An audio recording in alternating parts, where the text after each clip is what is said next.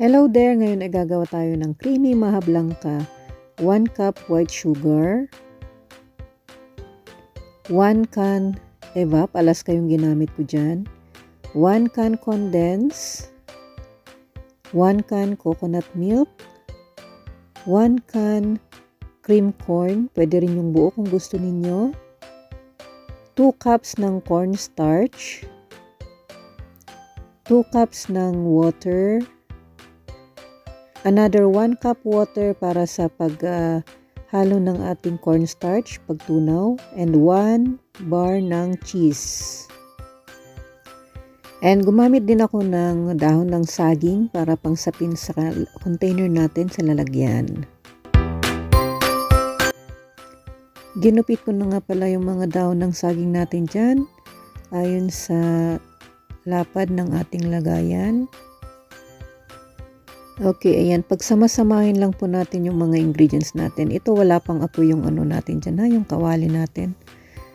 Hindi ko pa ninon yung ating kalan dyan. So, pagsamasamahin lang yung coconut, yung evap, yung condense. Huwag mo munang i-on yung kalan.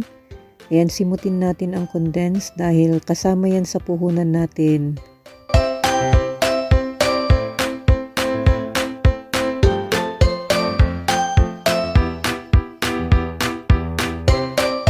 Ilagay natin ang tubig.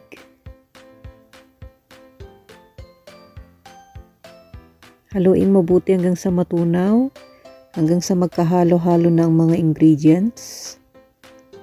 Ilagay ang cream corn. Haluin mabuti para mag-incorporate lahat ng mga ingredients. Ilagay ang asukal. Siguraduhin tunaw ang ating asukal bago i-on ang ating kalan. Ayan, tinutunaw ko na po dyan yung ating cornstarch gamit yung extra 1 cup na tubig. Ayan, haluin lang po ng mabuti, tiyaga lang po.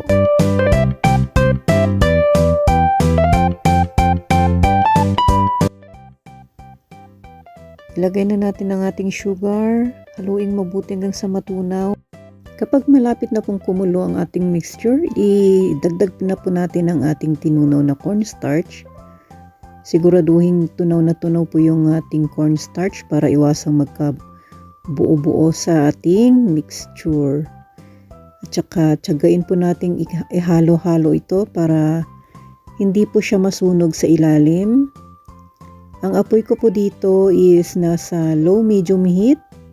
Hinalo ko po ito ng 20 to 25 minutes. Tiyaga-tiyaga lang po hanggang sa ma-achieve natin ang pagkalapot ng ating mixture. Hindi po pwede dito yung mabilisang gawa para hindi po mabigla ang ating pagluluto. Ayan, medyo lumapot na siya ng konti. Malapit na po itong maluto.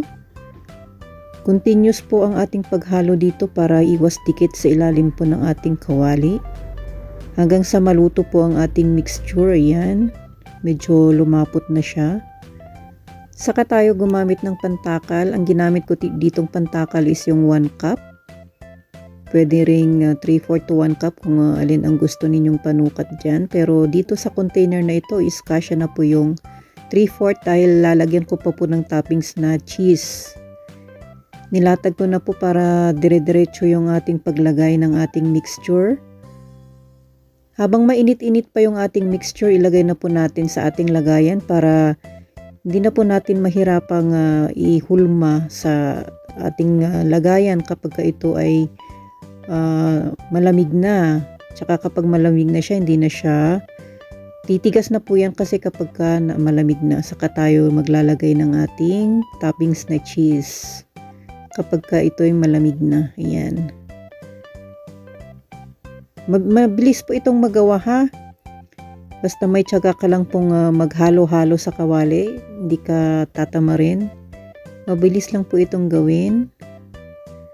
Dagdag income na rin po sa ating mga nanay.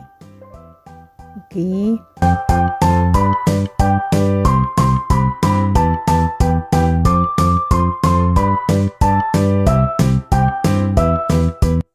So ito na po ang ating finished product, ang ating Pinoy style creamy maha blanca. Ayan po. Panghimagas po natin. Ayan. Pagka malamig na po siya, saka natin ilagay sa ref para medyo tumigas-tigas pa. Hanggang dito na lamang po at isa na naman pong recipe ang ating na-share. Maraming salamat sa panunood. Maraming salamat sa pag-like and share. Hanggang sa muli po. Thank you. Thank you for watching.